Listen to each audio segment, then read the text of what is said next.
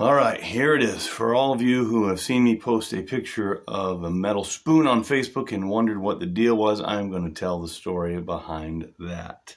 I made some notes so I don't go eternally long.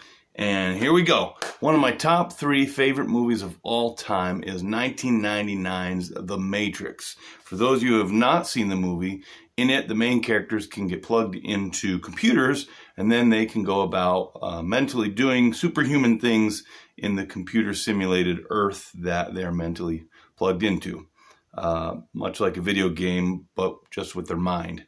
And one of the first ways that the main character is taught this is in the bending of a metal tablespoon, just using his mind. But by first, he has to acknowledge that in reality, there is no spoon.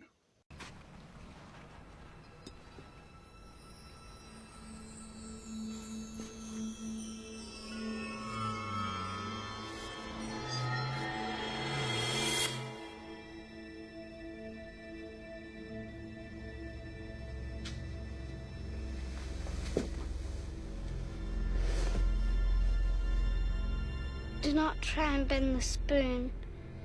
That's impossible.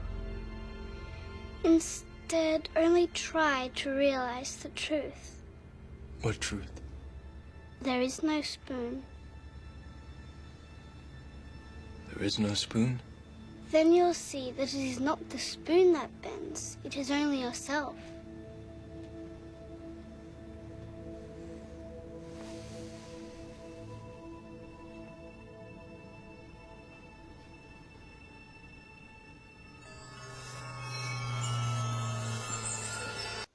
And over the years of youth ministry that I did, that became something that my students who knew about my affinity for the Matrix would say to me as I was encountering some kind of disrupting distraction in life. They would encourage me by saying, Dan, there is no spoon, or there is no this, or is no that, the thing that was presenting itself as a problem. So that was like especially going on in the years 2003 through 2006. Fast forward then to March 2012, I got hired to become the senior pastor of Indian River Baptist Church in Philadelphia, New York.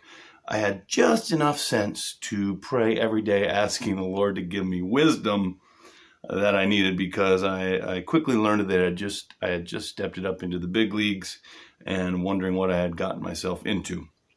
Just 2 months into being the pastor there, another person in leadership got upset with some of the other leaders, and I tried to smooth it over, but this person took themselves and their family and left the church, and that little incident left me devastated.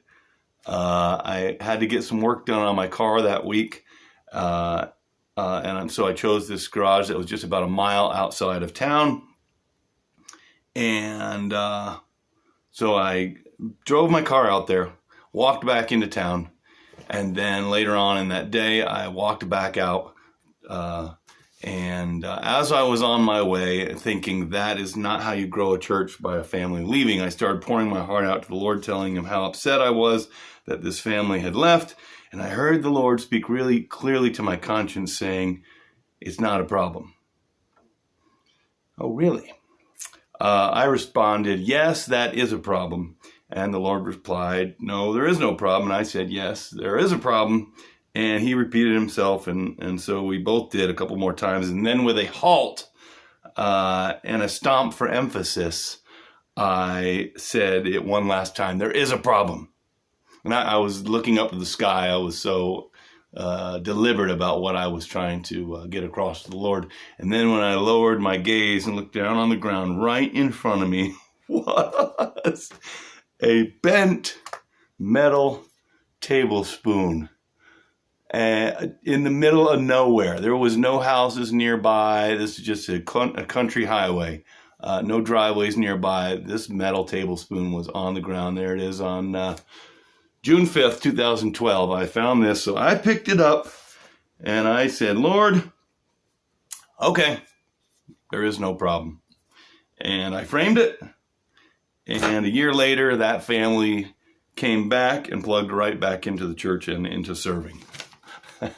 So there is the original matrix spoon story of mine. However, many of you know that it goes beyond that, because a number of months later, I was having a conflict with someone that was so bad that when I went to the skate park to try to get my mind off things, I couldn't even skate. I just kept circling the perimeter of the skate park and praying about it. And suddenly I ran over something metal sounding. And when I stopped to look down and see what it was a bent spoon. Sure enough, it was a bent spoon at a skate park where it just does not belong. That was April 8, 2013. So I said, okay, Lord, there's no problem. Picked it up and calmed down and skated and got through the situation victoriously with his help. And that, my friends, has continued to happen for the last 11 years. A metal spoon has crossed my path where it did not belong. I'm not talking about in a kitchen or a dining room, but road intersections, parking lots, lawns, fields. Almost always as I was praying about a problem I was having, and they have certainly served as God reminders that there in reality is no problem with God, that God's in control and he's watching over it all and everything's going to be all right. And I used to frame each one at first. Every time I found one, I would frame it. Then it started getting a little more frequent, and I would frame a couple of them together, and get creative and make some time. But then it just kept on happening more and more frequently, and I had to get bigger boards and get more creative, and it just keeps on happening over and over and over. And I have a large pile of spoons that I need to make a board for and put on. Those are all the spoons that I found in Kentucky, and it just keeps on happening. And it happened last week as well. I found this crazy bent metal tablespoon that just shouldn't be. And so there you have it.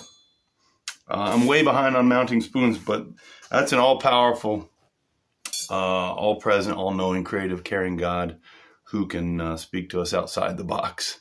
And I pray that I hope you'll hear from him and he'll speak to you like that too. He's a big boy. He can handle however you pray to him. If you'll go to him, unite yourself to him, and speak to him in prayer often. And hit me up if I can help you with that. Thanks.